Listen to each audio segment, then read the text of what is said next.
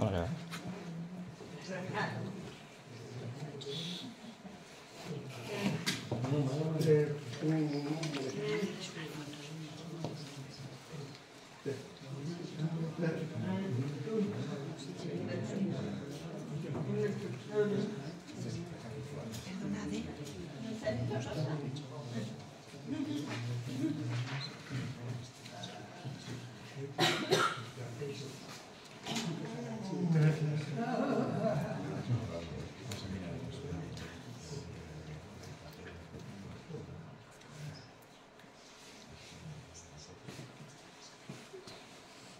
Buenas tardes a todos y bienvenidos a un nuevo aula de historia. En este caso es Pantoja, una familia entre Pinto y Valdemoro. Esta conferencia tratará sobre dos miembros de la familia Pantoja, ambos pertenecientes a la Compañía de Jesús durante el siglo XVII. Uno de Pinto, que desarrollará Luis Roldán, y otro de Valdemoro, que desarrollará Lourdes Almendros, que desarrollarán su labor en lugares muy lejanos a su tierra natal.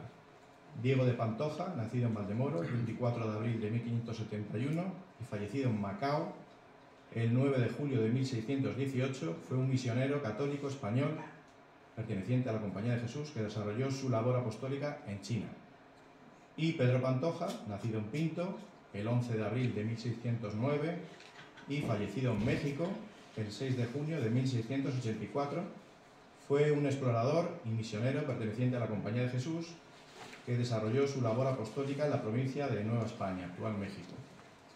Y bueno, pues nos acompaña Luis Roldán, que es presidente del Seminario de Historia Local de Pinto, estudiante de Historia y Arte Barroco en la UNED, y Lourdes Almendros, que es técnico de Patrimonio Histórico del Ayuntamiento de Valdemoro. Seguro que vamos a aprender hoy muchísimas cosas interesantes y bueno, os dejo con ellos. Un fuerte aplauso para ellos.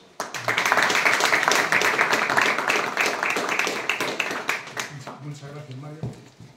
Hoy queríamos agradecer la presencia con nosotros de la asociación OIS, que es Organización de Integración de Personas Sordas y Sordociegas de España. Nos dijeron que querían participar en los aulas de historia y nosotros, lógicamente, pues nos hemos abierto a que estén aquí con nosotros. Así que bienvenidos a todos y esperemos que sea el principio de muchas colaboraciones juntos. Bueno, nos hemos repartido el trabajo entre los dos para hacerlo un poco pues, ameno y didáctico. Esperemos no aburrirnos y, Raquel, por favor, si vamos muy rápidos, nos avisas.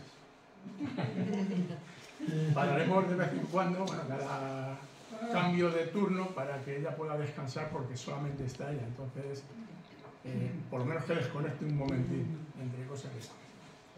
Bueno, hace 3 años aproximadamente, en el Congreso Diego Pantoja, que lo tenéis organizado en el pueblo de Valdemoro, donde Lourdes lo organizó y estupendamente, estuve invitado a hablar de la familia Pantoja y de sus raíces y arraigambre en el pueblo de Pinto.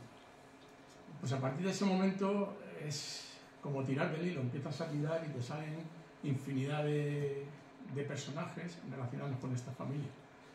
Lo que es cierto es que fue una de las más poderosas y de las más pudientes en aquella época.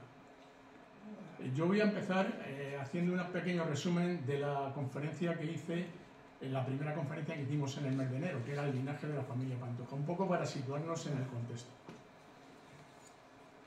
La familia Pantoja desciende de uno de los linajes mozárabes que permanecen en Toledo en la Reconquista, en concreto de los Almílder. En fin, esto sería lo más sencillo. Es decir, ¿qué tiene que ver Almílder con Pantoja? Yo me he centrado en Luis de Salazar y Castro, al que muchos llaman el príncipe de la genealogía, porque este hombre hace unos árboles genealógicos estupendos y va mucho más allá. No se queda en el hecho de que sea de este grupo mozárabe, como hemos dicho, de los Almílder. Él investiga y va mucho más allá. Entonces dice que proviene del 15 rey godo Atanagildo, que murió en Toledo en el año 567. Creó el patronazgo del monasterio de Sísila, es una parte de un área de Toledo, ¿no? Está cerca de los montes de Toledo, y fue el que creó ese patronazgo de ese monasterio. Le precedió el rey godo Leovigildo de 1572 a 1586. Luego Hermenegildo, que murió mártir el 14 de abril del año 586, y luego por diferentes escrituras o formas de hablar o de pronunciar, pues se ha tergiversado en Hermenegildo, Hermíldez, Armíldez, Hermíldez, etc. Hasta que por fin se queda ya como Hermenegildo Ruderique. De Hermenegildo, pues lo mismo, Hermíldez, Ruderique, hasta que el que más destaca es Gutiérrez Hermíldez, alcalde de Toledo de 1119 a 1131. Este señor ya tiene posesiones en Portugal, en Soria, en Aranda de Duero y en la provincia de Toledo. De él desciende Gutiérrez Hermíldez, otro Gutiérrez Hermíldez. Este Gutiérrez Hermíldez pelea junto al rey en la batalla de las Novas de Tolosa, y por el valor que tiene y por lo que demuestra peleando, es cuando el escudo de armas de los Pantoja de la rama de Toledo adquiere unas diferencias sobre el escudo de armas de los Pantojas normales. Lo vamos a ir viendo ahora. Y luego de ahí pasa a Pedro Hermíldez de Portugal, conocido el portugalés, que no es que sea de Portugal, sino que él guerrea en Portugal. Guerrea en Portugal, hace la reconquista en Portugal. Estos están emparentados ya con la Casa de Lara, beneficiados por la corte, tienen negocios jurídicos en Toledo y alrededores, tiene un patronato de la Capilla Mayor del Convento de la Santísima Trinidad, que luego os hablará Lourdes de ello. Y a partir de aquí es cuando aparece la rama Pantoja. Es decir, uno de estos se casa con una tal María Pantoja y lo que hacen es que cambian el apellido y se ponen el Pantoja delante, y a partir de ahí empiezan a figurar ya como tal la familia Pantoja. Lo que os he comentado antes de los escudos, el que tenemos aquí a vuestra izquierda es el de la rama de Extremadura. Este es del año 1710, digamos que lo legalizan, lo oficializan en 1710. Dice que es un campo de azur con una cruz de gules floreteada como la de Calatrava y perfilada en oro, bordadura componada de plata y gules de 16 piezas. El que veis a la derecha, esos dos, el primero corresponde a Alonso Pantoja Correa. Alonso Pantoja Correa es la lápida que tenemos en el centro de la iglesia parroquial de Santo Domingo de Silos. Ahí os podéis fijar ya que aparece la doble bordadura, cosa que en este no aparece. Esto es lo que os he comentado antes, por el tema de la batalla de las Navas de Tolosa. Es decir, es una manera de distinguir la rama de esa familia que es la que ha guerreado bien. Y es, por lo demás es igual, un campo azul, una cruz de Calatrava con ribeteada en oro. Ahí está bien ribeteada. En la conferencia de enero no me atreví a ponerlo, ahora me da igual, o sea, ahí lo tenéis. Ese es el escudo que sacaba de internet y me da lo mismo. Para que vierais los colores, coloreado el escudo, tal cual es. Lo que hemos comentado, las propiedades que tenían en Toledo los Pantojas. El convento de la Santísima Trinidad de Toledo, que hoy en día está desaparecido. El Palacio de Benacazón, que es del siglo XV, que debió de pertenecer en un principio a Pedro I el Cruel, y que los historiadores dicen que debería de llamarse el Palacio de los Pantoja, denominación que tuvo desde el siglo XVI. Luego aparece otro Palacio de Pantoja y Angulo, en la calle San Bartolomé, y varias casas infanzonadas. Las casas infanzonadas son casas de caballeros que llevan el escudo de los Pantoja en su fachada principal. Esto es en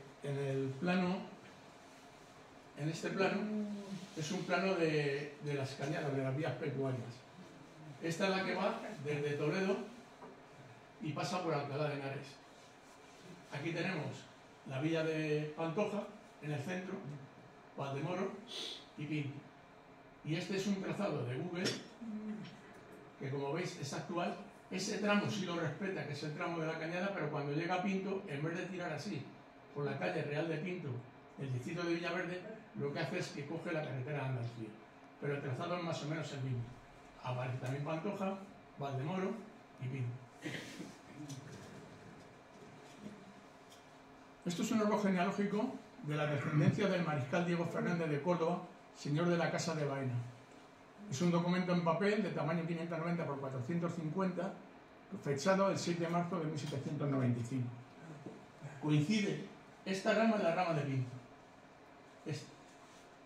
Y coincide en su totalidad con la que había dicho antes Luis de Salazar y Castro, y con la que también dice la que solicita Alonso Pantoja Correa, que es el que está enterrado en el centro de la iglesia parroquial, para su limpieza de sangre poder entrar en la orden de Calatrava, que es la cruz que hemos comentado, y ser caballero de la orden de Calatrava. Pues coinciden las tres, tanto esta como la anterior que os he dicho, como esta que hace un fraile del convento del monasterio del Escorial a una sobrina suya. Pues el árbol genealógico que explica entre sus páginas coincide con los tres, con lo cual podemos decir que quizás el primer Pantoja que se establece en Pinto es Diego Fernández de Pantoja, que además lo pone que es nacido en Toledo. Como veis, ya todos los demás de los Pantojas nacen en Pinto y se van casando, pues algunas con gente de Pinto, con gente de Griñón, de Getafe, de Parla, porque lo que tienen es que convivir con los grupos familiares que existen en estos pueblos, en los pueblos en los que llegan. En concreto en Pinto pues están los Vaquerizo, están los... lo tenía por ahí apuntado. Los Cabello, los Becerro, los Rojo, los Romano, los Batres, etcétera, etcétera. Pues a partir de ahí los Pantoja empiezan a fusionarse con estas familias y da lugar a que en Pinto, según dice el fraile Fray Juan de Toledo, que es donde más Pantoja hay que en ningún otro lado. Lo dice así. Es donde más Pantojas hay que en ningún otro lado. Además, dice, hay Pantojas y Pantojos, porque los que son hombres son Pantojos y los que son mujeres son Pantojas. Hasta que al final pues, se decide coger el Pantoja como tal. Estos son los sitios de Pinto donde tenemos el escudo de los Pantoja.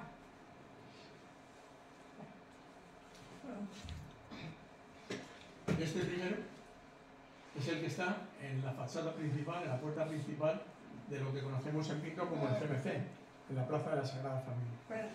Aquí se ve en la fachada que esta es la parte más antigua de la casa. Luego se fue agrandando hacia este lateral, bueno, ya lo explicó Mario en su conferencia, los patios que había dos patios, entre los uno solo, etcétera, etcétera. Y las ventanas estas, que son copia de estas, pero no son las originales. Aquí se ve en la fachada como la ventana era cuadrada igual que la casa de la cadena. El sepulcro de Alonso Pantoja Correa estaba en el centro de la iglesia parroquial, y el escudo que está en la casa que según salimos está enfrente. Y por supuesto la que tenemos sin escudo, que esperemos que lo recupere pronto, la casa de la cadena, casa de los Pantoja, que tiene derecho de asilo porque aquí creemos, o dice la tradición, que pasaron noche los reyes católicos. Y lo mismo, el edificio antiguo sería este, y el edificio más moderno de los antiguos sería esta parte. Es decir, que ha sido lo que se ha conservado y hemos conocido este trozo. Sin embargo, por los planos que hemos visto, la casa debió de llegar hasta aquí, aproximadamente. La primitiva. Y luego se fue agregando eso. Bueno, yo, a modo de introducción, he querido que veáis la importancia que tenían los Pantoja y el poderío que tenían. Ahora os dejo con Lourdes.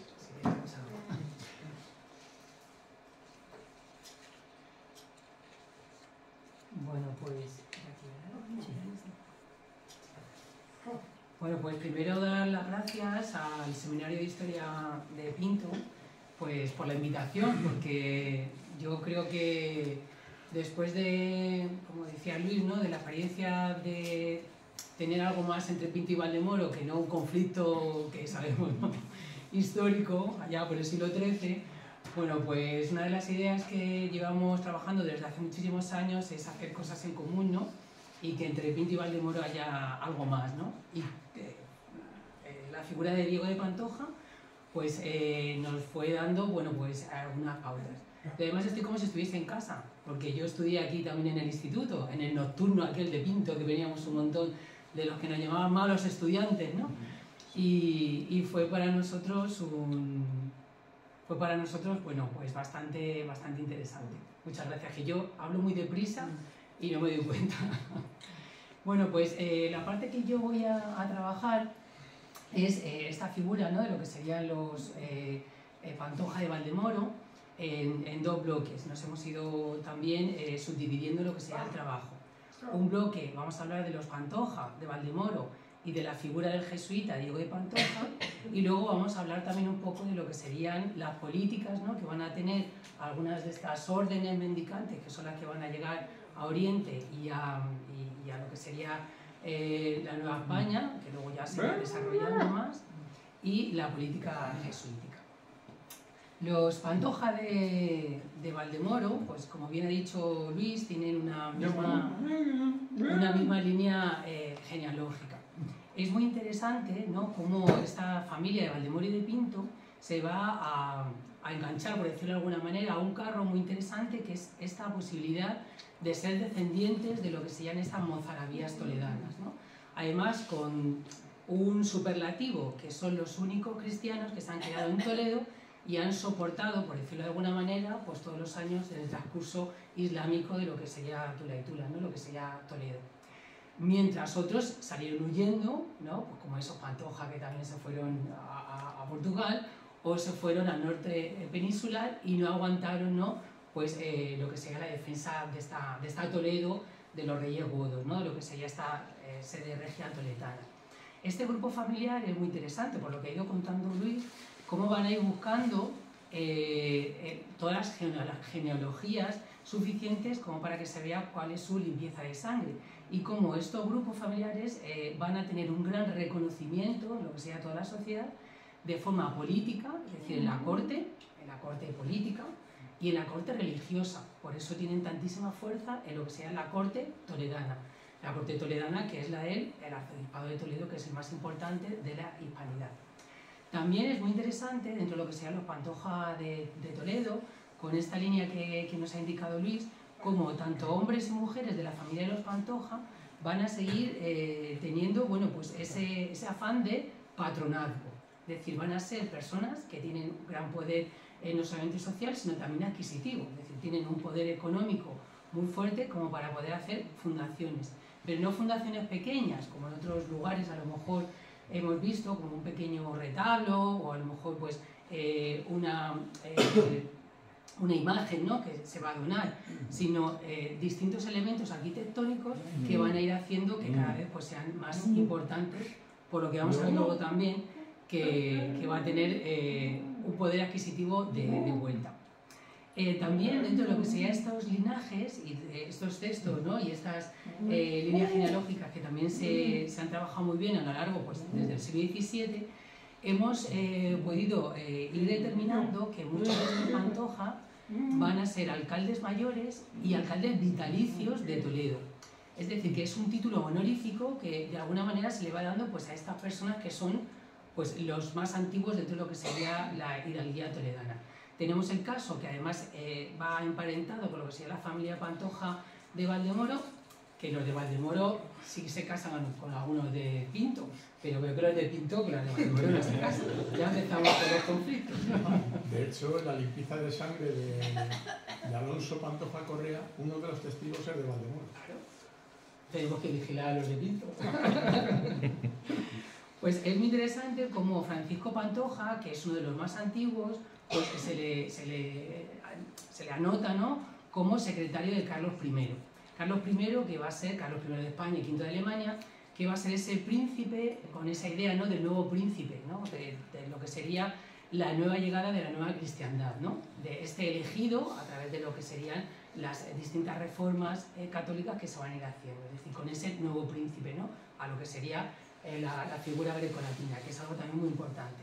Y luego la figura de José, de Giuseppe, que era como le llamaban, y de Manuel Pantoja, Manuel Pantoja Alpuche, pues que va a tener una relación muy directa con lo que sería Toledo. Siempre nos gusta hablar de las fuentes históricas, ¿no? Y una de las fuentes históricas que nosotros hemos trabajado y por la que empezamos a identificar quién era la familia de los Pantoja fue precisamente la capilla de Nuestra Señora del Rosario de Valdemoro. La iglesia parroquial, pues donde está la patrona de Valdemoro, la Virgen del Rosario, pues debajo de unas alfombras así polvorientas, pues hay dos lápidas funerarias que no corresponden con lo que sea la fundación de lo que sea la capilla. La capilla es del siglo XVII, se funda a principios del siglo XVII, cuando el señor de la villa de Valdemoro era el duque de Lerma, y su tío, don Bernardo de Sandoval y Rojas, el gran arzobispo de Toledo y primado de España, le va a dar la fundación. Bueno, pues como pasa en Pinto y en otros lugares, estas losas funerarias van a estar en la parte más antigua de la iglesia parroquial y son movidas, incluidas dentro de lo que sería esta capilla, que es fundación ¿de quién? De los Pantoja, por supuesto. Es decir, como los Pantoja van a ser los que económicamente doten a todo lo que sea la capilla, doten todo lo que sería el retablo, que no es el que vemos en la imagen, era uno un poco más antiguo, y también la reja que va a cerrar un poco lo que sea la capilla, que la paga también Manuel Pantoja Alpuche, y cuesta ni más ni menos que 10.000 ducados, que ahora pues a cambio sería pues bastante costoso. Os he puesto aquí un detalle, ¿no? Pues para que veáis un poco pues estas dos fuentes epigráficas, ¿no? Y dentro de lo que sea el contexto funerario, en el que nos está diciendo que aquí pues yace Miguel Fernández Pantoja, ¿verdad? Hijo de Diego Fernández Pantoja, y que falleció pues ahí por 1490. Es decir, es la más antigua, no tenemos ninguna otra que sea más antigua que esta. Sí que hay en la iglesia parroquial, y sí que os invito, si os gusta este tipo de fuentes, bueno, pues un montón de elementos, que es lo que presentábamos en Valdemoro cuando el Congreso Diego de Pantoja, un montón de escudos, ¿no? Y pequeños trozos epigráficos que habían sido movidos en las distintas obras de Valdemoro, vamos, de lo que serían las distintas obras de remodelación. Pero aquí vemos pues lo que bien estaba comentando Luis, ¿no? Ese escudo, que son escudos realmente de cruces calatravas, ¿no? Porque ellos van a ser caballeros calatravos. Sí que parte de la información de los Pantoja la vamos a encontrar en lo que serían estos expedientes de limpieza de sangre para entrar en el orden calatravo. Manuel Pantoja, que es esta persona que está pagando, es regidor de Toledo, caballero calatravo, que se le va a dar el orden en Aranjuez, que es donde realmente se están dando, en 1623, y en 1663 es del Consejo dentro de lo que sería el orden de Felipe IV. Él es el que va a pagar luego lo que vamos a ver, las obras de Santa Leocadia en Toledo, y en Valdemoro en 1663 es cuando va a pagar pues, el cerramiento de esta, pues, de lo que sea esta capilla.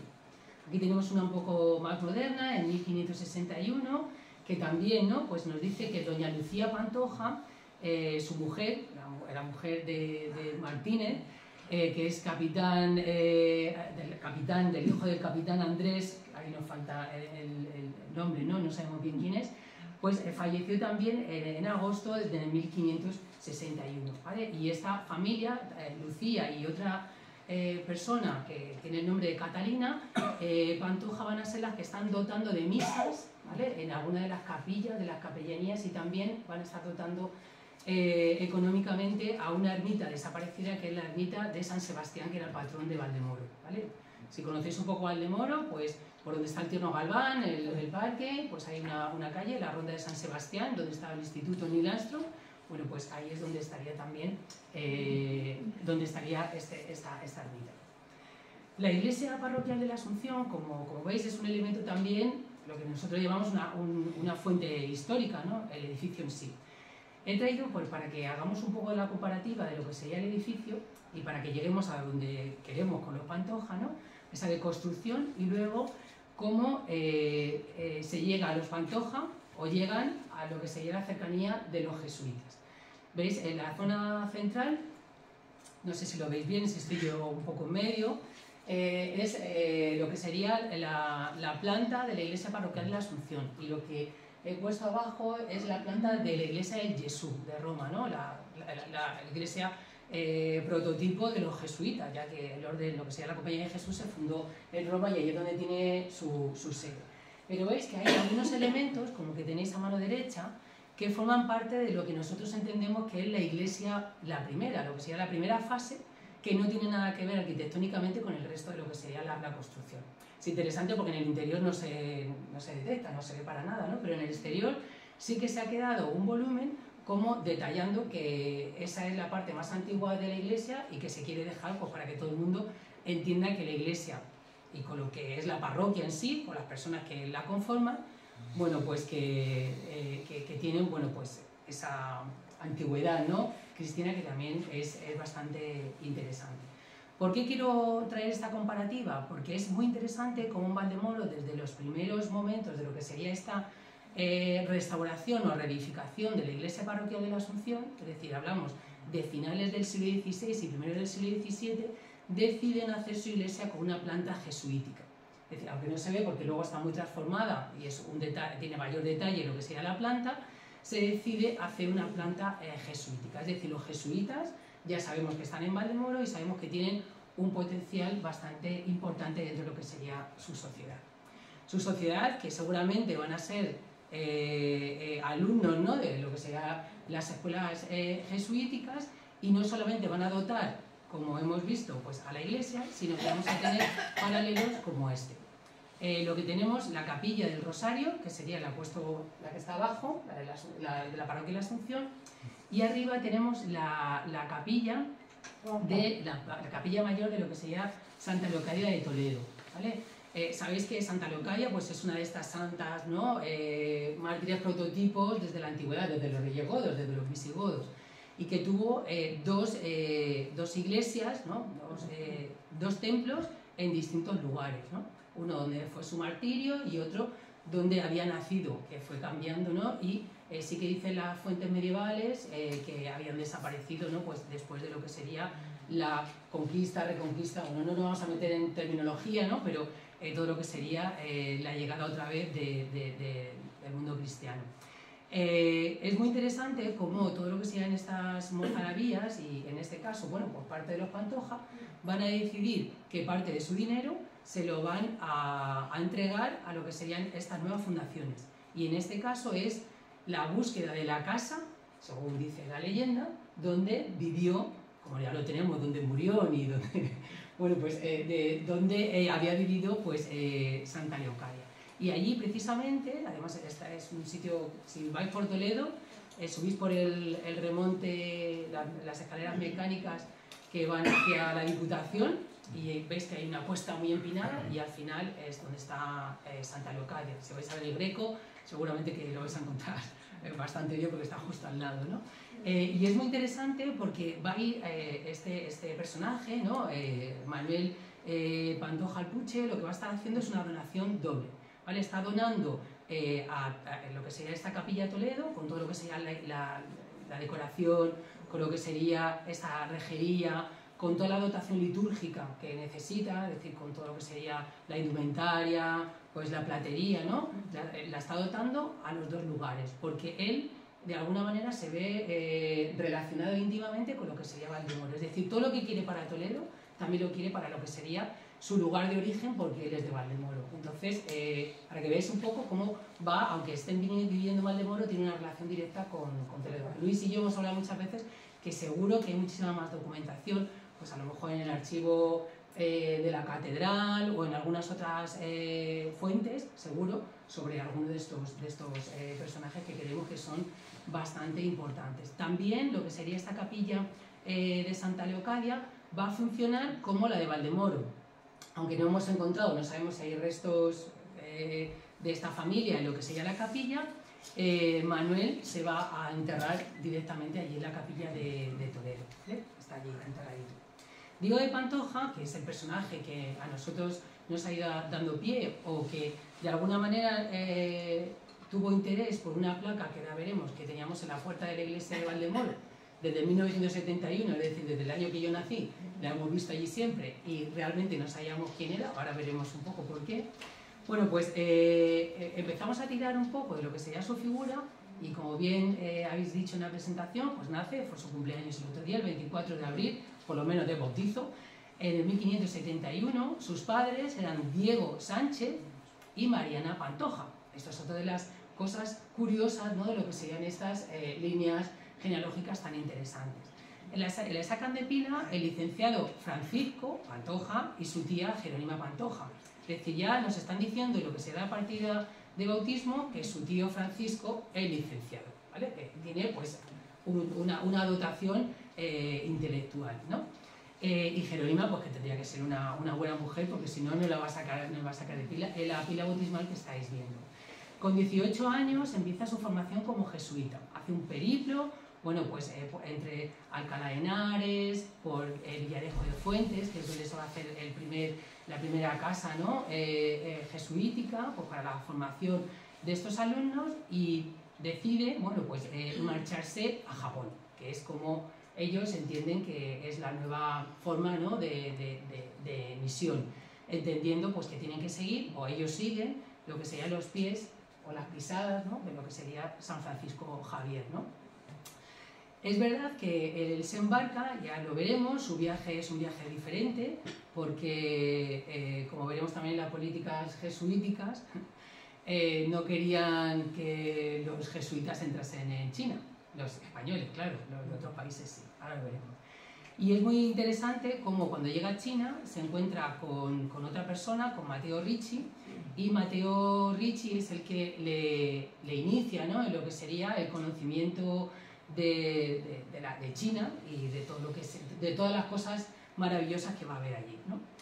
Es verdad que vive casi 20 años en China, Diego de Pantoja. Él se autodenomina más chino que ya casi español, y tras la muerte de Matteo Ricci en 1616, que es su persona, la persona más importante en aquel momento, sobre todo en Pekín, pues es expulsado de Pekín y termina muriendo en Macao en 1618. El pobre además muere de tristeza, o nosotros entendemos que muere de tristeza, porque después de haber estado viviendo muchísimo tiempo en la ciudad prohibida de Pekín, entrando y saliendo, ¿no?, con un salvoconducto, como si fuese pues un chino, ¿no?, pues de importancia, y tiene una relación intelectual muy importante con lo que sean los letrados chinos, pues ser expulsado de mala manera y no poder coger casi ni sus cosas, ni seguir aportando de manera intelectual pues todo ese trabajo que estaban haciendo. Él lo intenta, manda cartas, manda planos, porque es también geógrafo, veremos un poco ahora su obra, y termina el pobre entre los problemas intestinales que le daba comer tanto arroz, que eso al final no llevaba bien, echaba de menos el vino de Valdemoro, y el pobre, bueno, pues termina muriendo pues de tristeza. Aquí hemos puesto, ¿no?, pues un poco lo que sería ese documento, ¿no?, lo que sería ese acta de bautismo, en ese libro, ¿no?, que tenemos de 1559 a 1577 del archivo parroquial, y también esta placa, ¿no?, conmemorativa de los 400 años de su nacimiento, que tenemos ahí en la fachada de la parroquia de la Asunción, y no sé si se ve que pone, porque sigue existiendo, hay veces que está tapada, ¿no?, pues según también las actividades de la parroquia, que pone misionero y escritor chino.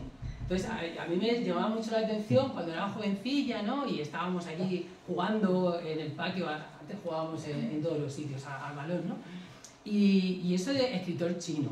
Bueno, pues Diego de Pantoja se formó en Valdemoro, entendemos que se va a formar en una de las casas de las fundaciones que hacen también familias, ¿no?, que estamos escuchando, que también están en Pinto, como son los Correa, como son los Aguado. Nosotros tenemos una plaza del Romano, que no será de las legiones, sino que será de estos romanos también.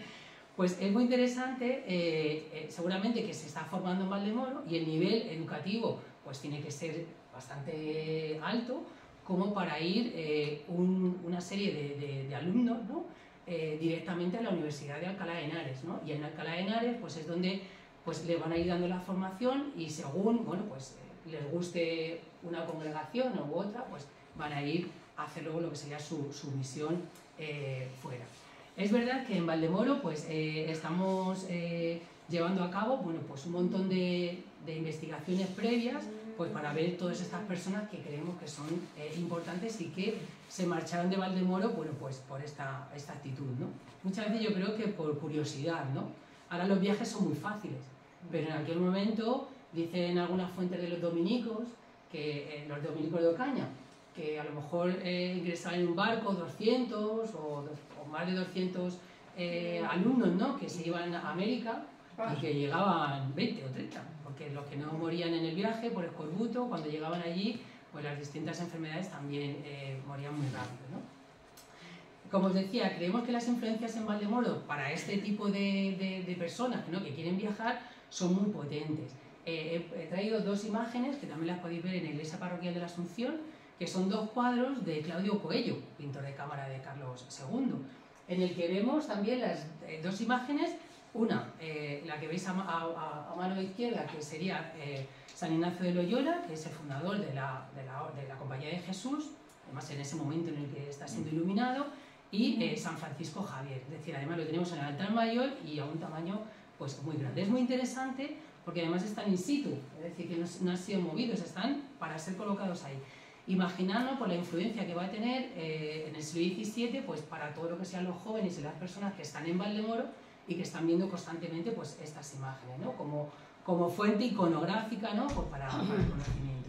Y también he traído ahí una lápida, que no sé si se lee, que es de otro patronato, que es el de Antonio Correa, Antonio Fernández Correa, que nació en diciembre de 1548 y murió en enero de 1623 en la ciudad de los Reyes del Perú, ¿vale? Es decir, vamos a tener también una serie de personas de Valdemoro, que luego vamos a ir hablando un poco, que igual que Pedro Pantoja, nuestro vecino de Pinto, pues va a decidir, en vez de ir hacia Oriente, pues ir hacia lo que sería pues, el mundo neohispano. Tenemos a Fray Pedro de Aguado, por dar un detalle, que nació en 1538, también en Valdemoro, y murió en 1609, en el mismo momento que pone la primera piedra del convento de la Encarnación en Valdemoro, pues está allí por ahí muriéndose.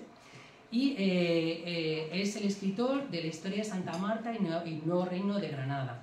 Él es franciscano y va a estar pues, escribiendo lo que ve, es el primer cronista de Venezuela y de Colombia, ¿vale? Se va a encontrar bueno, pues, con todo lo que sería esa cultura, ¿no? Tan interesante que luego vamos a ir viendo en las películas con El Dorado, ¿no? Para que veáis un poco en el ámbito. Y Antonio Correa, el indiano, que es como se le va a llamar, que nace en 1546 y muere en 1623, que va a ser bueno, pues una de las personas que va a fundar en 1614 en Lima, pues en lo que sería el primer noviciado que luego terminará siendo la Universidad de Lima, ¿vale? Pues para que veáis un poco también, él es también jesuita y en vez de ir a México, bueno, pues va a Perú. Es decir, vamos, con esto vemos que entre Pinto y Valdemoro no sé lo que hay, pero vamos, que se van a América y que lo van copando todo. Digo de Pantoja, su viaje a China debe ser fascinante. No quiero aburrir, pero yo creo que si alguien tiene interés, pues le podemos facilitar lo que sería la carta que le manda Diego de Pantoja a Luis de Guzmán, que es ¿cómo deciros? El provincial, ¿no? Como la persona más importante que hay en la provincia, ahora lo veremos, ¿no? En la provincia de Toledo, del orden jesuítico, y va narrando pues, todo lo que ve. Es uno de los primeros escritores que escribe directamente lo que ve, no lo que escucha, porque es lo que nos ha pasado en otras fuentes, que van escuchando y escuchan de boca a oreja, entonces hay veces que hay desfases. Él está escribiendo directamente lo que ve de China. Él llega a Macao y van subiendo por el río Amarillo, en su viaje va aprendiendo mandarín, en su viaje va conociendo la cultura de China y en su viaje pues, va enamorándose también de todo lo que sean esos paisajes, con esa vegetación, esos pájaros, ¿no? Fascinantes que no se han visto nunca. Aquí os he puesto una imagen de lo que sería Macao con ese gran canal, esta imagen del Metropolitan, y también de la figura de Wan Li, que es el emperador de la dinastía Ming, que gobernaba cuando Diego de Pantoja llegó a China. Tal fue la fascinación de Wan Li por estos dos personajes. Además, Diego de Pantoja dice en las fuentes, así para hacer un retrato un poco más humano, que era rubio y con ojos zarcos, es decir, con ojos azules. Y todos se quedaban prendados, sobre todo las chicas, claro, evidentemente, porque decían que en sus ojos azules podían ver la inmensidad del mar, ¿no? Eran cosas que ellos, pues de alguna manera, los ojos grandes y azules. Además debe ser que era una persona muy viva, porque también nos dicen las fuentes que había veces que tenía conflictos con sus compañeros, ¿vale? Es decir, que se ensalzaban en discursos pues acalorados. Es interesante porque, como sabéis, la ciudad prohibida de Pekín estaba completamente cerrada, era hermética, no podía entrar absolutamente nadie y ellos consiguen el salvoconducto para entrar y salir. ¿Qué hace Diego de Pantoja? Bueno, pues Diego de Pantoja y Matteo Ricci, como veremos ahora, adoptan lo que sería la política de adaptación y ellos terminan vestidos, ¿no?, como si fuesen letrados chinos, no como sacerdotes budistas, ¿no?, sino como letrados neoconfucianos, que era de alguna manera la religión que tenía toda la gente, todas las personas de la élite, incluso el emperador. Eso les va a facilitar muchísimo la entrada y sobre todo que Diego de Pantoja y sus compañeros son filósofos, geógrafos, músicos, astrónomos, matemáticos, escritores. Vamos, Diego de Pantoja escribe tanto en chino que allí le estudian igual que nosotros aquí la literatura del siglo de oro. En China estudian a Pan Di Wo, que es como se le llama en China a Diego de Pantoja.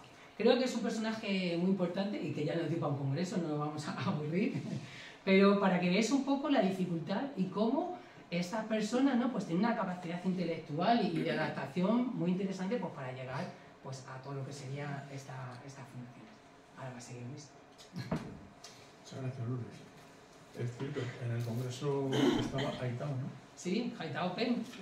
Venía un chino sí, que sabía más de Diego de Pantoja que yo, por ejemplo. y nunca he visto a nadie llorar al llegar a Valdemoro. Y él decía que estaba emocionadísimo por estar en el pueblo, y él venía de Pekín, vamos, de Beijing, y decía eso, que él estaba encantado de estar en el pueblo que vio nacer a Diego de Pantoja. Es una cosa muy chula, ¿verdad?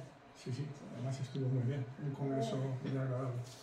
Bueno, pues nos toca un año más joven, Pedro Pantoja. Nace en Pinto, según el texto que sacamos del libro de bautismo del archivo parroquial, nos lo facilitó Gemma, la archivera de la diócesis de Getafe, y dice que en la iglesia parroquial de Pinto, de Santo Domingo, a 24 días del mes de abril de 1608 años, yo, el licenciado Francisco Martín, teniente de cura, bauticé un niño que nació en 11 días de este mismo mes, hijo de Pedro Pantoja y de Catalina, y no sabemos el apellido, lo puso entre paréntesis, su legítima mujer, vecinos de esta villa, al cual le fue puesto por nombre Pedro. Fueron sus padrinos Alonso Pingarrón, ya entonces por ahí hemos sacado el apellido segundo que le correspondería a él, sería Pedro Pantoja Pingarrón, el nombre de él. Y de Águeda Vaqueriza, sus abuelos, por verdad lo firmé de mi nombre. Pues fue bautizado, como hemos dicho, en la iglesia parroquial de Pinto, y con solo 15 años se inicia en la congregación de la orden de los jesuitas. Las provincias jesuíticas que había entonces en España eran 4. Esta es la segunda división. En la primera división había 3 provincias solamente. Esta es la segunda división. Y la que corresponde a Toledo es esta del centro. La provincia de Aragón es esta, la provincia de Castilla, todo esto, y la provincia de Portugal, esta, y me queda la Bélgica, es esta. Bien. Nos vamos a centrar un poco en la provincia de Toledo porque solamente con 15 años decide entrar en la Compañía de Jesús. Por proximidad, entendemos, digo por proximidad, si esto es, no me voy desde aquí, Toledo, puede ser, Sí. Madrid está cerca, por proximidad, más que probable que estudiase en Madrid, en el Colegio Imperial de la Compañía de Jesús o Colegio de San Pedro y San Pablo, de la Compañía de Jesús en la Corte. Este está anexo a la Colegiata de San Isidro, en la calle Toledo de Madrid. Si os digo que más de uno de los que estamos aquí o de las que estáis aquí os habéis examinado de taquigrafía y mecanografía en ese instituto, ahora ya lo conocéis. Yo me examiné de ingreso en ese instituto, ahí aprobé el ingreso, cuando hacíamos el plan del 55, pues ahí aprobé el ingreso, en ese colegio. Está anexo a lo que es la colegiata de San Isidro. La colegiata posterior empezaron en 1622 a construirse, en fin, es otra historia, pero para que nos vayamos centrando. Cuando llegó a América, él llega aproximadamente entre 1638, más o menos. Este es el plano de lo que es la Nueva España de arriba. Pero he visto otro que nos puede llamar más, que es este. Ahí se ve claramente. Es como si estuvieras en España.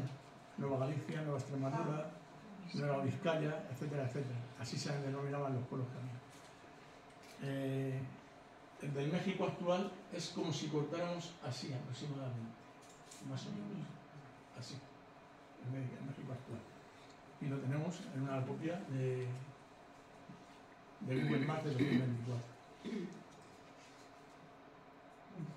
Cuando llega allí se encuentra con esto, se encuentra que hay zonas en las que están los franciscanos y zonas en las que están los jesuitas, que hay minas, que hay cárceles, que hay prisiones, porque lógicamente al haber negocio pues siempre surge lo que surge. Y viene con unas bases económicas de las comunidades de misiones que se hacen. El cambio, digamos, de cristianizar es totalmente diferente. Ellos van con otra visión, con otra mentalidad, otra manera de hacer las cosas. Hacen parcelas individuales para los que se convierten al cristianismo, y eso les sirve para el sustento de sus familias. En las tierras de misión hay las necesidades de las comunidades y del sistema de misiones. Hay un sínodo de misioneros, recibe una asignación que son 250 a 300 pesos anuales, que se recibía en especies: telas para los vestidos de los indios, instrumentos de trabajo, ropa y objetos personales del misionero, utensilios para el culto religioso, etc. En las misiones había un trabajo que estaba establecido. 3 días de la semana trabajaban en las tierras de la misión. 3 días a la semana trabajaban en sus parcelas particulares, que les servía de sustento a sus familias, y el domingo descansaban. ¿Por qué trabajaban 3 días a la semana en las tierras de la misión? Porque de esos 3 días que trabajaban y de lo que se sacaba de esa producción de esos 3 días, las misiones podían apoyar a otras misiones de otros lados. Si habéis visto el plano general que hemos visto antes de México, la parte de arriba es el desierto de Arizona. Entonces, si hay misiones ahí arriba, poco van a poder plantar, poco van a poder generar. Es decir, apoyaban con este trabajo de las tierras de la misión, apoyaban a estas misiones que no tenían esa manera de mantenerse.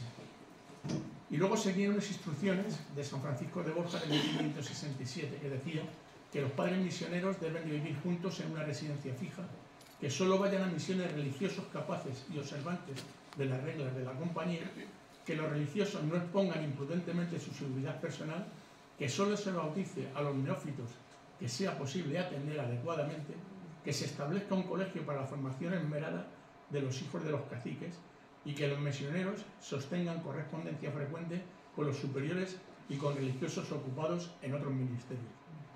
Luego se dan cuenta que el punto primero, el que los padres misioneros deban de vivir juntos en una residencia fija, es difícil de llevar a cabo. Es difícil de llevar a cabo porque si se centralizan en volver a un sitio, lo que pasa es que cuando hay una necesidad en una de las misiones o en una de las tribus, porque hay un incendio, porque hay una inundación, ellos se van a expandir a buscar, lógicamente, su sustento, su comida, y luego va a costar trabajo volver a reagrupar. Entonces, lo que hacen es, en un principio, ir a donde estaban ellos, pero rápidamente se dan cuenta de que así no pueden hacerlo y lo que hacen es cambiar. Esto es una litografía en color del siglo XVII de un jesuita, predicando a los nativos en California. Entonces lo que hacen es crear reducciones o misiones, y las crean de 2 tipos. Una que son las centrales y otras que son las visitas, las de visita. Esta que hemos puesto es una reducción de Nuestra Señora del Loreto, de la Baja California de México, en la cual es muy simple. Hay una zona de obra que es donde tienen la residencia los jesuitas, el colegio, en fin, y luego alrededor las tierras de los indianos o de los nativos que se van aproximando allí para entrar en esas comunidades. Y esta, que es mucho más grande, esta es de...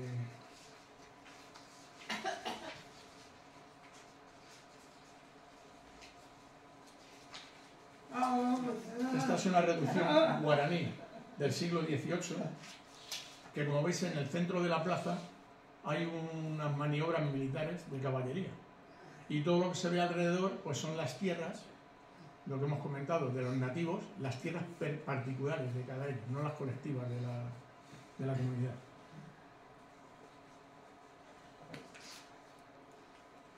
En el año 1639 a Pedro Pantoja se le nombra rector de San Francisco Javier.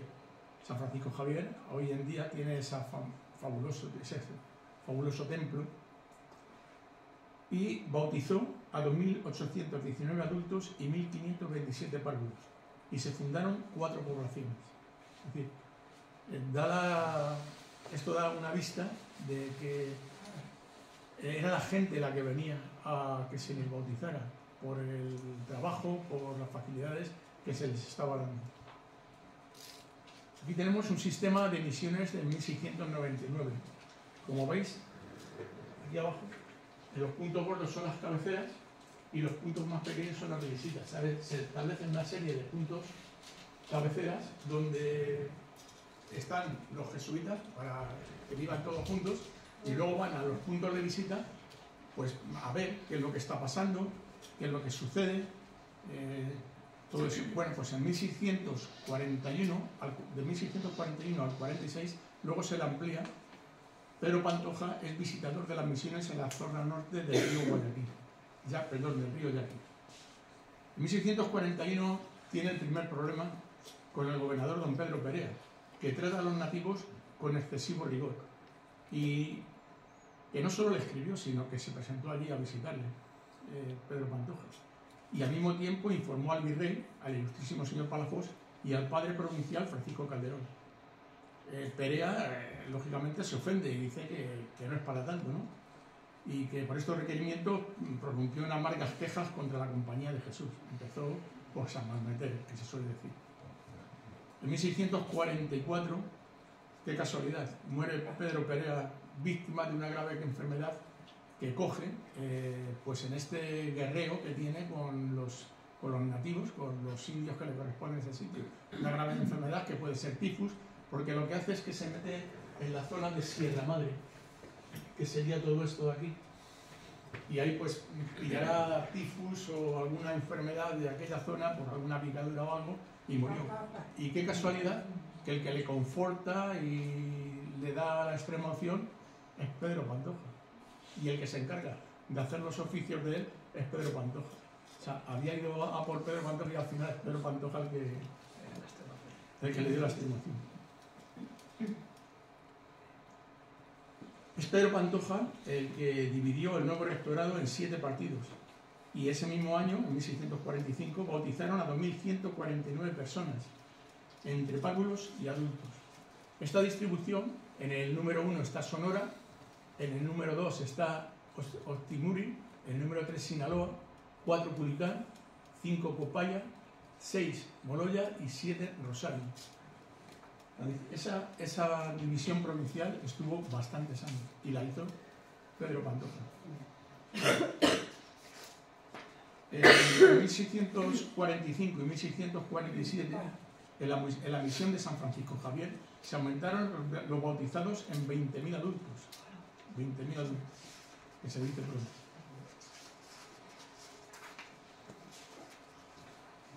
Y bueno, estos son las ciudades que fundó Pedro Pantoja en Nueva España.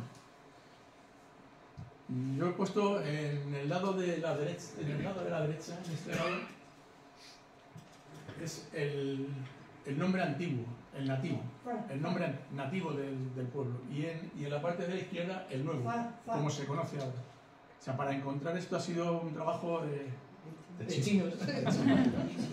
Porque, claro, en lo que te encuentras en el diccionario de jesuita, en el tomo 11, que es donde viene toda la vida detallada de Diego de Pantoja, por años, toda la vida detallada por años, viene con estos nombres, con los nativos. Entonces, claro, pasa lo que pasa. Yo he querido traducir a los lenguajes lo que significan, porque es que son curiosísimos. El uno, que es Bacarasi, o Bacarasi, ¿sí?, significa lugar de la culebra del agua. El 2, donde el río da la vuelta, en idioma ópata. El 3, la culebra de la casa, también en ópata. El 4, donde da la vuelta el agua o para, donde da la vuelta el agua. El 5, este es curiosísimo, lugar de tierras enhierbadas o lugar de tierras llenas de basura que arrastra el río. El 6, en los paredones. El 7, agua acorralada. Y el 8, lugar a la orilla del bosque. Este último es en nahuatl, en idioma nahuatl, el último.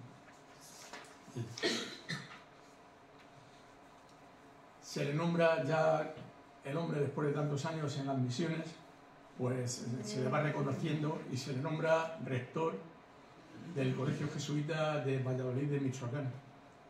Colegio que todavía se mantiene y esta fotografía es actual, esta fotografía es muy actual. Y en la última etapa de su vida se le nombra rector de la Profesa.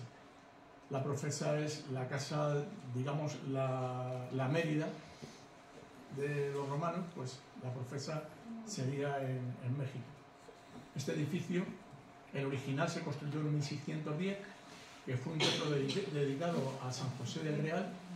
El edificio actual, data de 1714, entre 1714 y 1720, y perteneció a la Compañía de Jesús hasta 1767, que es cuando se expulsaron. Y desde entonces pertenece a la congregación del oratorio de San Felipe Neri, de los filipenses. Y esto ha sido, a grosso modo, o quizás muy rápido, la historia de Pedro Pantoja en Nueva España, en el territorio. Queda mucho que trabajar, muchísimo. Hay muchas puertas que abrir, porque una persona de estas características, como ha comentado Lourdes, que decide irse a la otra parte, uno a China, el otro al otro lado del mundo, a hacer una obra, la que sea, pues es de reconocer. Y más cuando tienen esta trayectoria de todo lo que os he dicho, habría que profundizar un poquito más en hechos o en datos de todo lo que es el diccionario y su currículum en ese diccionario, porque muchas veces hay nada más que le pone el año y 4 datos, ¿no? Y bueno, pues si luego tenéis alguna pregunta, no lo olvidéis que contestaré. Muchas gracias. Un descansito. Bueno, pues...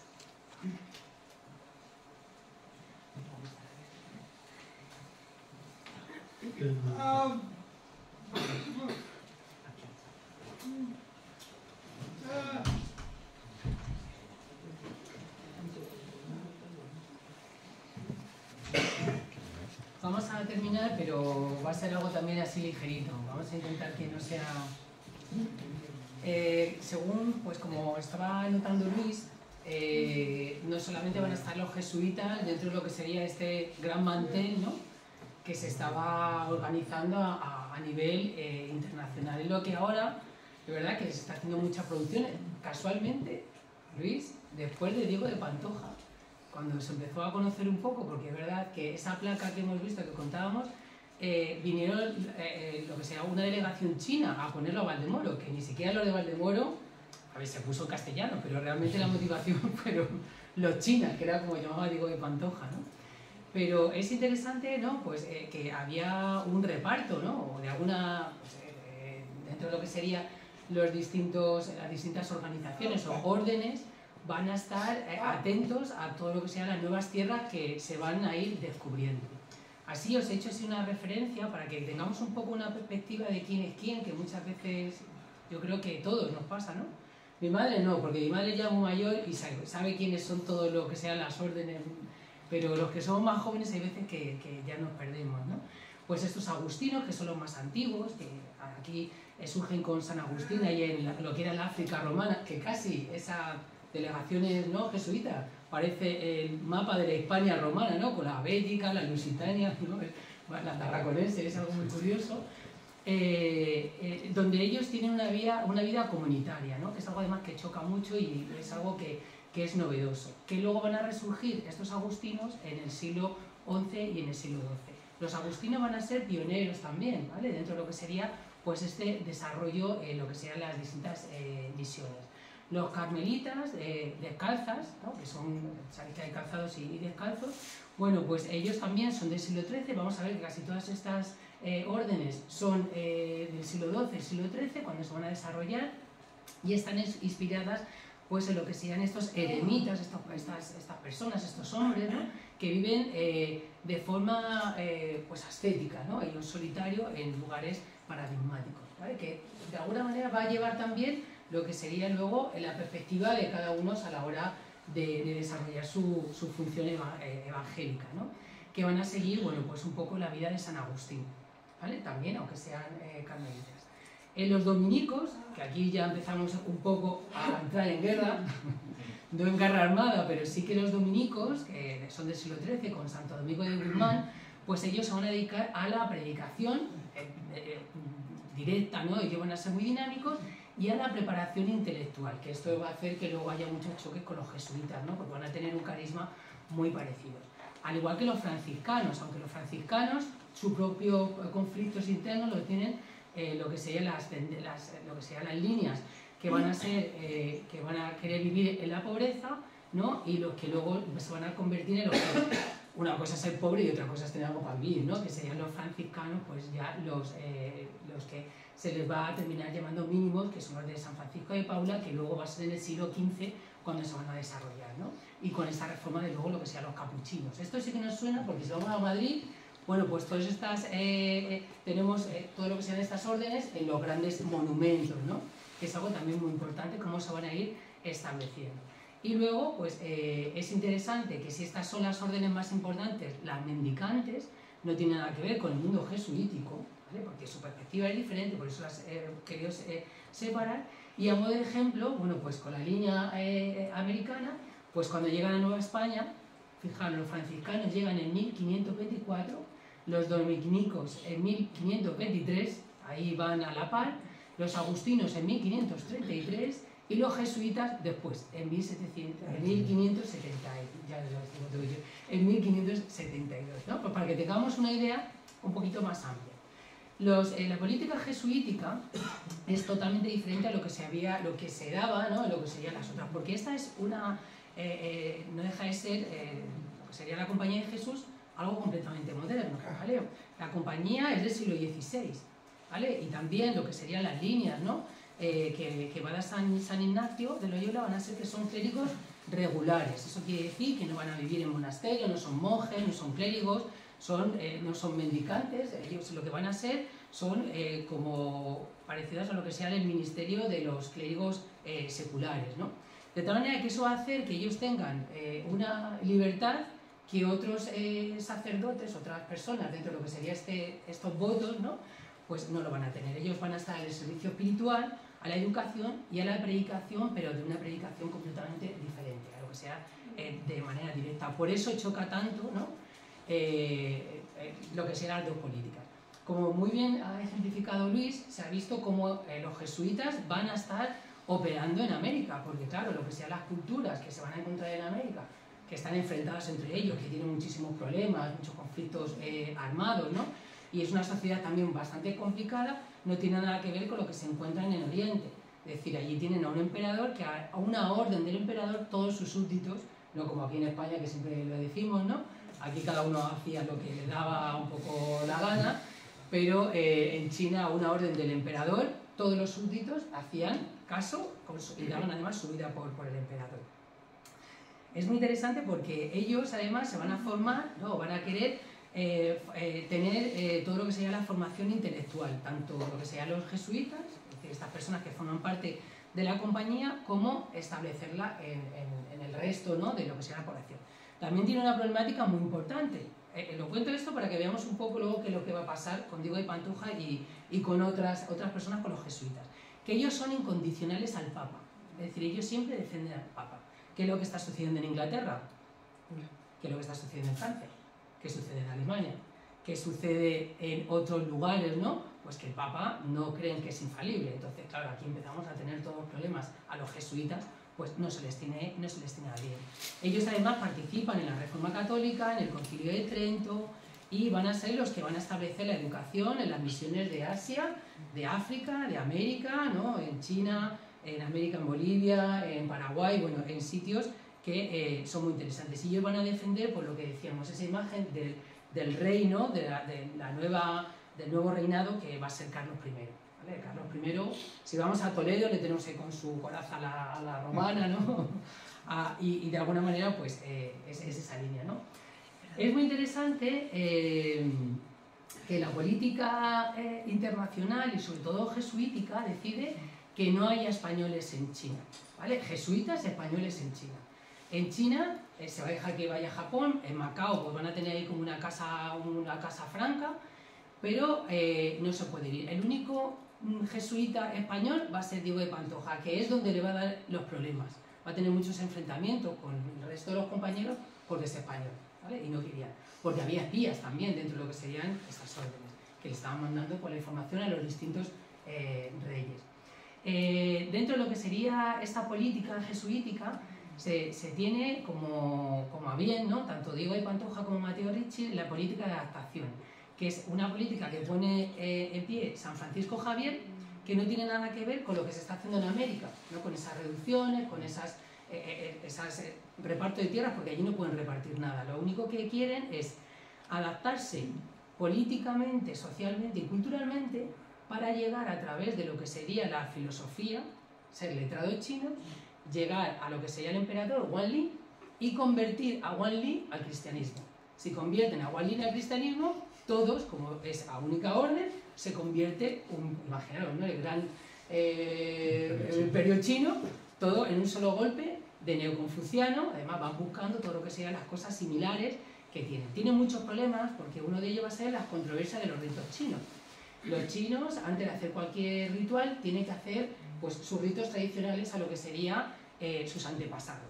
Y ellos deciden hacer previamente a lo que sea el culto cristiano católico también estos ritos chinos. Y eso a los portugueses, por ejemplo, no les gusta nada. También Diego de Pantoja y Mateo Ricci van vestidos como neoconfucianos, como filósofos. Y eso nos gusta. Dicen que tienen que ir vestidos como si fuesen jesuitas. No sé si me explico. Eso es una de las cosas que van a tener, con lo que van a tener muchísimos problemas. La ordenación del territorio hispano, de todos, lo que le llama la hispanidad, va a tender a una nueva orden. Es decir, imaginar la importancia que va a coger la Compañía de Jesús cuando no hace caso a lo que sería el orden propio de lo que serían los dirigentes políticos, sino que ellos, la compañía, se va a repartir todo lo que sería el mundo conocido con su nuevo criterio, e incluso lo que sea la península, ¿no? Es algo muy interesante porque cada vez cogen más poder porque ellos van a conocer la ciencia, ellos van a ser los grandes científicos y los grandes filósofos de aquel momento.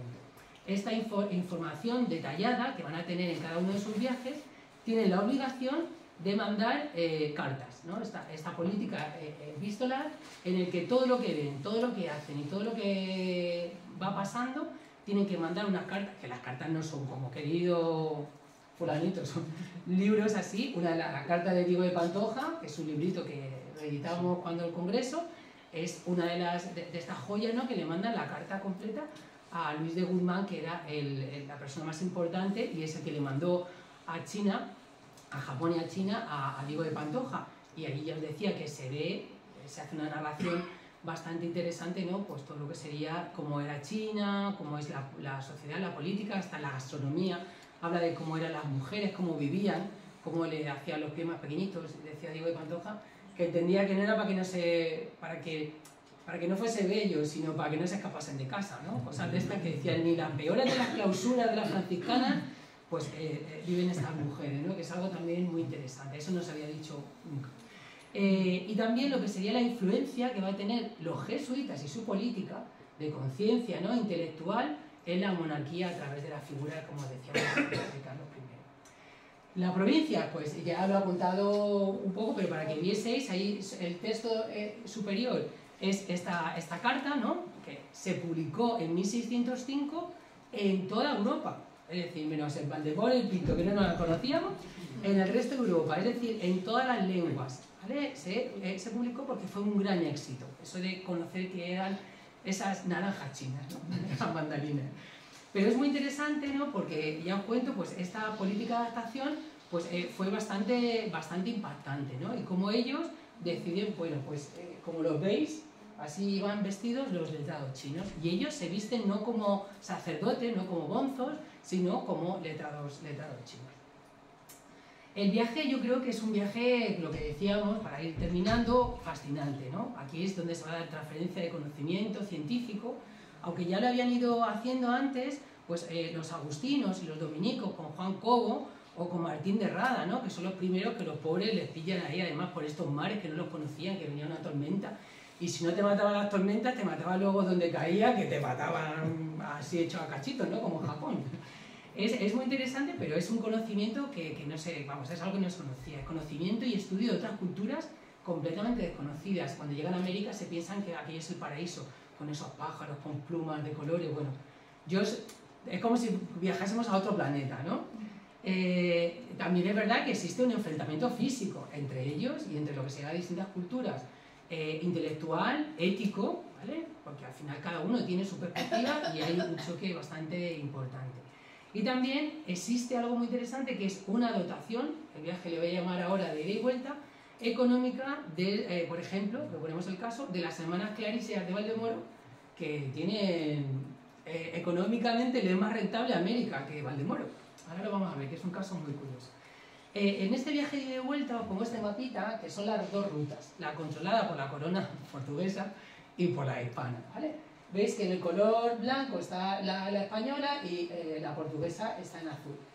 Claro, Diego de Pantoja no se va por lo que sería la ruta española, viaja con los portugueses. Entonces por eso termina en Goa y de Goa se queda allí un tiempo, porque es verdad que los barcos no es como ahora, que se tiene con más frecuencia. Bueno, algunas veces, iba a decir como el tren, pero es verdad que el tren hay veces que viene bien y otras veces que viene con retraso. Ya sabemos cómo funcionamos, ¿no? Pero sí que es interesante que para hacer el viaje español teníamos que cruzar, ¿no?, todo lo que sería hasta México, cruzar luego a Acapulco o si no, hacer la vuelta por lo que sería por el galeón de Manila, ¿no?, que es algo también bastante interesante con lo que sería este reparto. Pero Diego de Pantoja hace la ruta portuguesa porque realmente es con quien está viajando, aunque es español, es con estos portugueses. ¿Qué es lo que se encuentra? Pues se encuentra pues, lugares y si va en barco, bueno, pues esta otra tipología de barcos, ¿no? Barcos que los podemos ver en películas, pues aunque os parezca un poco así, pues en Los Piratas del Caribe hay una de las películas que se juntan todos los piratas, yo es que soy un poco friki de cine, lo siento, y es muy interesante porque los piratas más temidos de todos los mares, ¿vale?, van a ser dos. Uno, los piratas japoneses y los piratas chinos, y otro, los holandeses. Que además hay una política estratégica de Holanda contra lo que sería España, ¿no?, lo que sería la hispanidad, y sobre todo con los católicos hispanos para que no entrasen y ellos quedarse con el comercio, y por eso no quieren que vayan ni a China ni a Japón. ¿Habéis visto la película Silencio de Martin Scorsese? Os la recomiendo, porque ahí se ve muy bien cómo al final los holandeses hacen todo lo posible para quedarse con el comercio con Japón. Y ahora alguna de estas series, ¿no?, que hay, con la de, yo la veía con mi padre hace muchos años, la de Shogun, que ahora la han vuelto otra vez a poner en una de estas plataformas, y cuenta muy bien pues todo lo que sería este shogunato, ¿no?, que se va a dar justo en este momento donde Diego de Pantoja y otros jesuitas están intentando entrar. Mirad, esa la imagen de arriba es el Escorial, porque Wang Li lo que pide es que les enseñen cómo es el palacio del emperador hispano. Y el otro es el plano de la ciudad prohibida de Pekín, ¿vale?, allí en Beijing. Entonces, para que veáis un poco que aún estando en lugares tan distantes, pues al final se tiene la misma organización. Claro, ¿qué es lo que sucede? Que queramos o no, pues aquí es una organización estamental, muy jerarquizada, por ejemplo, la administración, había personas que estaban toda la vida preparándose los exámenes, todos podían optar a lo que sean los exámenes administrativos, de ser dentro de lo que sería el orden administrativo chino, y no tiene nada que ver con lo que se van a encontrar pues, con las otras culturas que son diferentes por completo en América. Por eso no pueden tener las mismas políticas que se va a tener allí. Como decía, estos personajes, no voy a hablar mucho de ellos, Fray Pedro de Aguado y el padre Antonio Correa, bueno, pues se van a encontrar pues, algo completamente diferente, pero ellos sí que van a ir haciendo, pues como hemos visto perfectamente, además con una biografía, ¿no?, que da para un congreso, yo creo, de Pedro Pantoja también, en el que van a ir dotando a todo lo que sería Nueva España y todo lo que sería América de un montón de elementos que nos han quedado ahora mismo evidenciados, ¿no? Pues, por ejemplo, el plano que tenemos justo abajo, que es el de el ex noviciado, que ya no es jesuítico, de San Pedro Abad de Lima, que es hoy la sede de la llamada Casona de San Marcos, que es el panteón de los próceres, es decir, es donde están enterrados, como aquí el panteón de las personas más importantes, ¿no? Pues allí está enterrado nuestro padre Correa, ¿vale? Que no, tampoco quiso venir.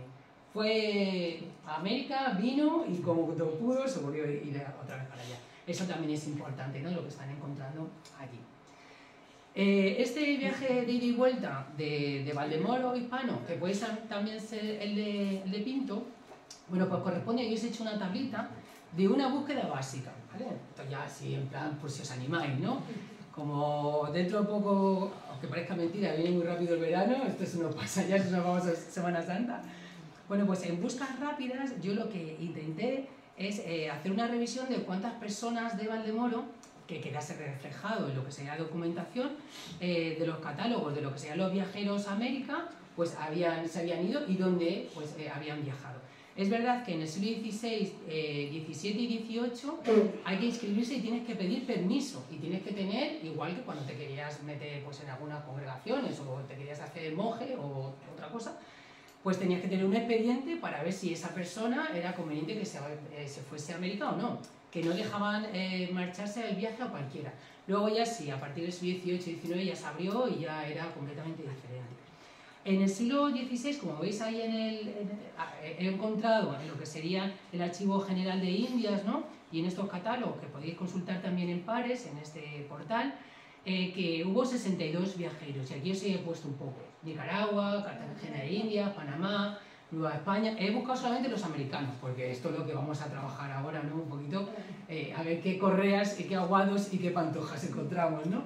El Río de la Plata, en Perú, en Lima, en Cuzco, es que aparece Perú, Lima o Cuzco, en Santo Domingo, en Isla Española, en Isla de Cuba, en Terra Firme, en Guatemala y luego Filipinas, ¿vale? En Filipinas es donde también van a empezar los agustinos a trabajar la ciencia y la tecnología, ¿vale? Lo de los filipinos es también algo muy interesante para estudiar.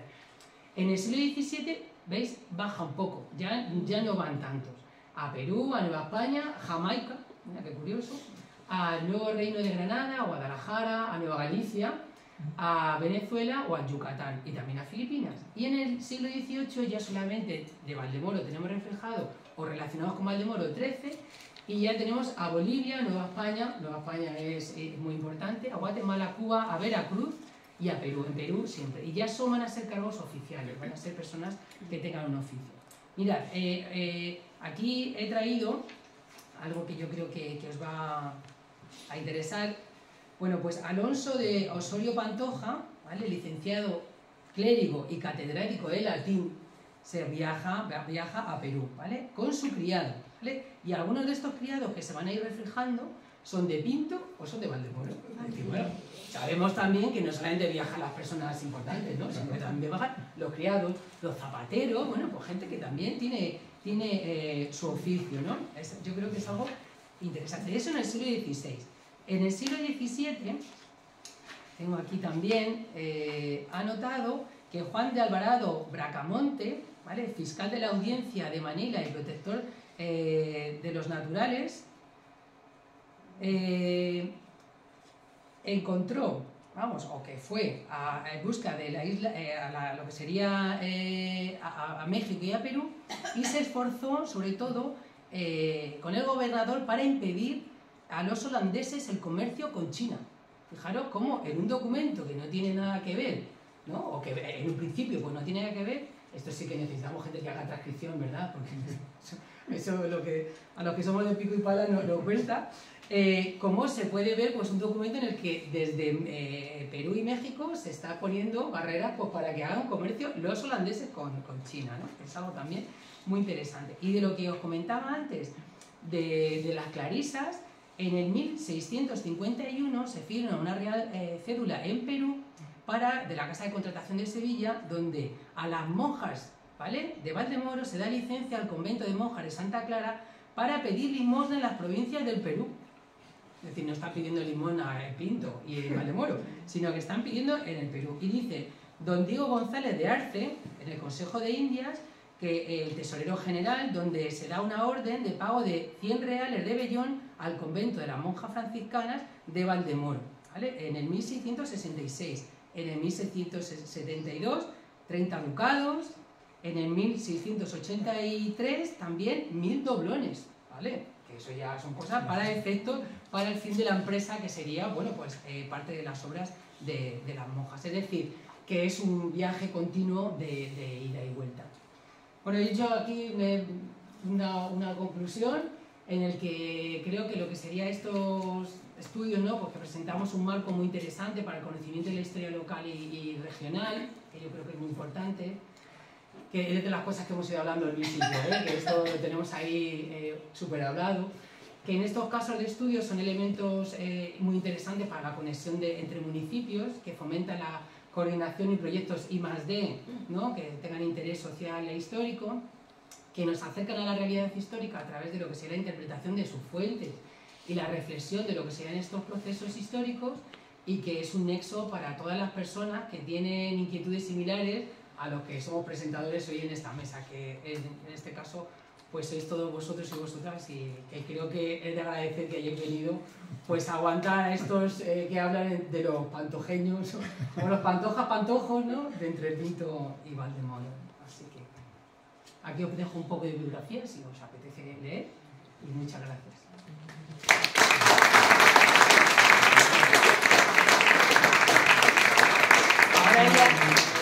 Ahora sí que podemos, a vosotros, ahora sí que podemos poner los dos escudos de los pantojas, de Valdemoro y de Pinto.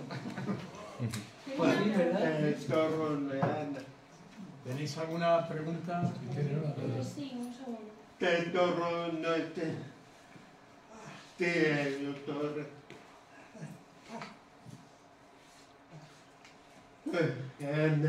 Yo nací en Pinto y no sabía, me acabo de dar cuenta de toda la historia que hay, que nos acabáis de contar.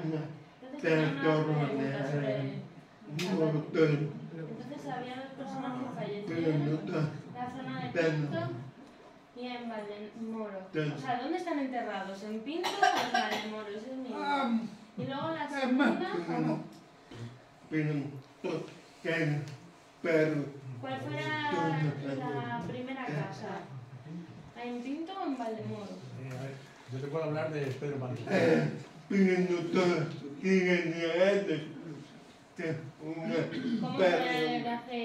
¿Cómo fue hace 500 años, cómo se sabe cuál fue la primera? Pedro Pantoja murió en México capital, en la Profesa. Lógico será que esté enterrado lógico. Yo he intentado ponerme en contacto con ellos y no he recibido respuesta, pero además, cuando digo contacto, es que un conocido mío, un compañero, vive en México, Distrito Federal, y le dije, acércate por favor, e intenta ver si podemos localizarlo, y ha sido imposible. Quizás ahora si ven o alguien ve la conferencia que acabamos de dar en internet y ven que la cosa es seria, que lo que estamos haciendo es una labor de investigación y no de desprestigio, pues a lo mejor se abren más puertas y podemos optar a más información de la que hasta ahora. hemos recibido, que ha sido, por lo menos por mi parte, ha sido dura.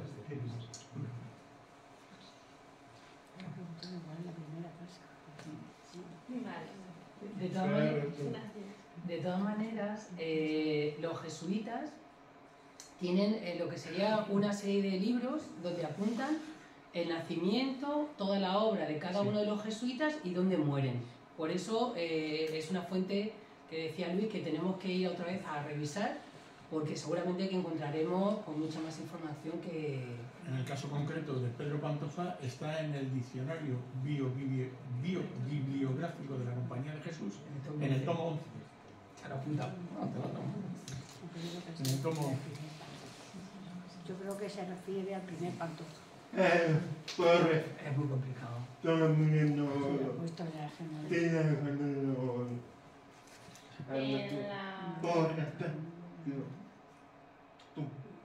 Porque hay una tumba antigua en... Y luego la reforma, ay sí, no me acuerdo cómo se llamaba, sí.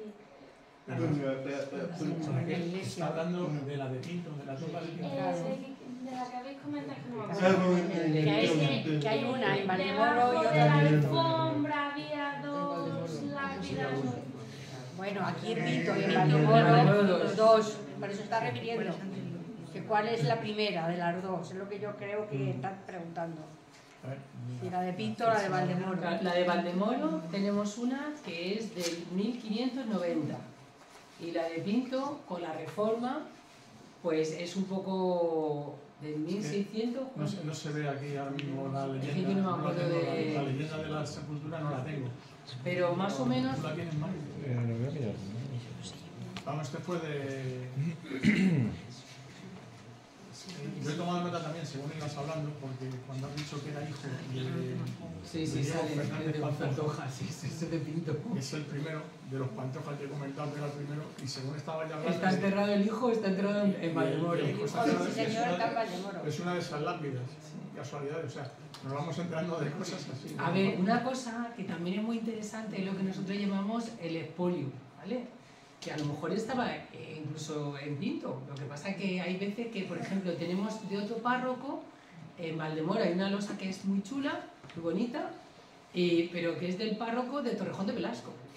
Claro, que también donde muere uno es donde te entierran. Ahora, pues, yo qué sé, tenemos más movimiento de lo que serían los cadáveres, pero antes era complicadísimo. Entonces, o las lápidas. Hay veces que uno, con este afán, ¿no?, de a lo mejor tener un enlace con los Pantoja de Pinto, se trae una losa epigráfica a otro lugar. Eso también sería interesante, pues ya nos metemos en lo que sería la cultura material, hacer un estudio de lo que sería el tipo de piedra, cómo son las letras, ¿no?, la tipología epigráfica.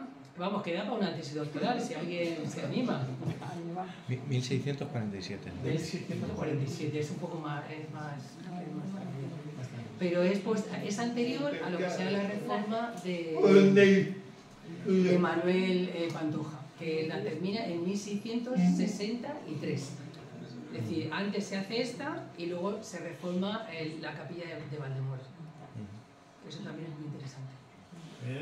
Me sorprendió muchísimo el congreso de Diego Pantoja en Valdemoro y lo que ha dicho Lourdes, que a lo mejor es una cosa que teníamos que retomar como tal, porque es una familia tan extensa que te van saliendo, según empiezas a tirar de un hilo te van saliendo otro y al final tienes que parar, porque si no, en vez de hacer una conferencia de 22 o 23 diapositivas o fotografías, nos hemos cortado los Yo he tratado de ir rápido, más o menos calculando la hora para no aburrir, porque claro, nosotros nos ponemos a hablar, nos podemos tirar una hora hablando de este tema, pero hay que hacerlo didáctico para que llegue a todo el mundo, o por lo menos eso intentamos, que sea didáctico.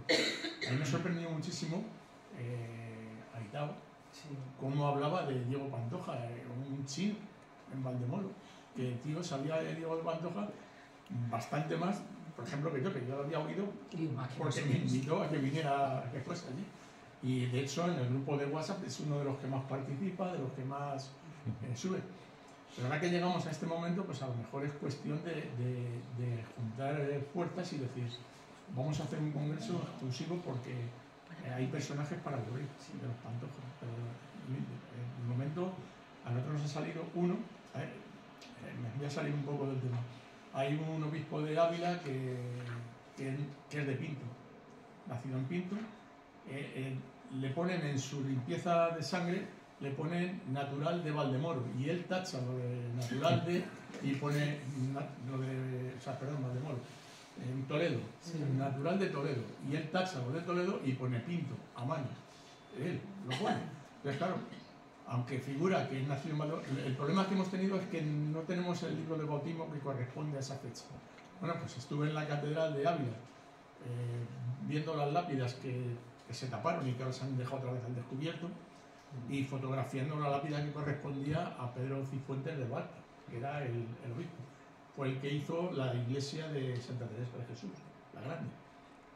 Y resulta que hay un Pantoja, obispo de Ávila, muchísimo anterior a este. Y dices, bueno, o sea, que también de Pinto. Nacido en Pinto. Y dices, joder, ¿hasta dónde vamos a llegar? Entonces, que da para mucho. Claro, es lo que decimos, entre los Pantoja, los Aguado y los Correa, que es que pasa el punto igual, es que aparecen. Yo, es verdad que no he querido traer así el detalle, pero sí también estuve curioseando por lo de Pinto. Y también por otros pueblos así cercanos. Y salían, pues igual, mira, hay otro, digo, Correa, que se va a tierra firme. Hay otro, es decir, que de Pinto hay un montón de Correas y de Aguados y que se están marchando a lo que sería América. Entonces, se pueden hacer muchas cosas o intentar entrever cómo era la sociedad o qué es lo que está pasando. Yo creo que una de las cosas que sí que hemos hablado, y que si estuviese aquí mi compañera María Jesús López Portero, la archivera de Valdemoro, pues hemos hablado muchas veces, es qué está pasando en la educación de estos pueblos, ¿no? Algo importante, es decir, tienen un nivel educativo e informativo muy importante. Diego de Pantoja es músico, pero él llega a China y él sabe música, pero él nunca ha tocado el clave, ¿no? El clave, luego le va el clavicordio, ¿no? Pero el clave. No sabe muy bien porque hay una tesis, un chico también que estuvo con nosotros, hizo su trabajo final de máster y parte de su tesis también sobre la música, ¿no? De los jesuitas en América y en el este. Y es muy interesante porque él aprende a tocar el clave en ese viaje por el Río Amarillo. ¿Qué capacidad intelectual tienen estas personas como para llegar y poderse comunicar en cuántos idiomas en América, en Nueva España? Sí. Y además con esos nombres, que por cierto lo voy a apuntar para mi tesis doctoral, que es sobre el agua, porque habéis visto toda la toponimia, es súper descriptiva del agua, es que es algo fascinante. Es decir, se me ha olvidado un poco hablar de... Se pueden hacer un montón de estudios. De las tribus con las que se encuentran allí. Pero es una de ellas es los apaches. Sí. La parte de arriba del desierto de Sonora, la parte de arriba de Sonora, donde da el desierto de Arizona, son los apaches. Dice que son agresivos, que tal y cual. Sin embargo, hay otras tribus que son ellos los que vienen. Y que ellos intentan integrarse y, sobre todo, los jesuitas aprenden los idiomas y los dialectos, que ya es difícil. Toda la influencia que tuvo las misiones para todo el descubrimiento de toda la costa oeste americana hacia el norte, hacia Alaska. Yo en concreto está en Vancouver y allí hay una playa que se llama Spanish Bank, que me sorprendió, donde hay un monumento, tanto Inicio y Mariano, los primeros europeos que llegaron a esa ciudad, pero abajo no está ya no sé qué, casi todos los topónimos eran castellanos. Sí, yo creo que Esteban Point, Córdoba Spring, no sé qué. Pero bueno, aquello era realmente... allí lo que dicen en Canadá es que si fuera una tierra habitable se hablaría castellano, ¿no? Es decir, en un momento dado que hubo tanta conquista que ya el rey dijo dejar ya de conquistar tanto, todas aquellas tierras que vinieron para acá, pues salían de la misión de San Francisco, claro, y ya era como demasiado y parar, y llegó George Vancouver y fundó la ciudad para hacer una factoría, pero en realidad la influencia de esas misiones fue muy importante para todo el descubrimiento de toda la parte, mucho más allá, ¿no? Hay otra línea de investigación que también es muy interesante y que después de estos años se ha empezado a desarrollar, que es la política internacional de Felipe II a través de lo que serían estos personajes, ¿no? Y lo que iba viniendo. Claro, lo que sería la monarquía no lo soporta, pero no lo soporta físicamente, sino la economía. Tienes que mandar virreyes, aunque muchos pues al final se exploten las tierras y aquello, pues de alguna manera, como bien decía Luis, esté generando su propia riqueza de autoabastecimiento, pero tú tienes que pagar a la gente, tú tienes que estar mandando a que vengan y que vayan, que hagan el viaje. Entonces llega un momento en el que, por favor, no os cobréis nada más, porque ya una bancarrota, 2 bancarrotas, 3 bancarrotas.